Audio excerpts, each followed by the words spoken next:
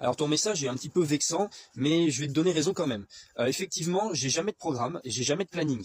Enfin, j'ai vaguement un planning et un programme dans ma tête, c'est-à-dire que je sais à peu près où je vais, même si dans mes vidéos, je vous en donne pas l'impression. Donc c'est vrai que quand on voit ça comme ça, là, on se dit, bon, c'est une catastrophe, il est tout seul, il a 100 € tous les mois pour sa rénovation, l'humidité remonte partout, c'est une catastrophe. Mais c'est des choses que je prends en compte. Déjà, cette maison-là, ce qu'elle subit aujourd'hui et ce qu'elle subit depuis que je l'ai achetée, c'est quelque chose qui a toujours existé pour elle. C'est-à-dire qu'elle est toujours debout malgré ça. Là, les linteaux qui sont complètement pourris, ils étaient pourris avant que j'arrive. C'est pas moi qui les ai fait pourrir.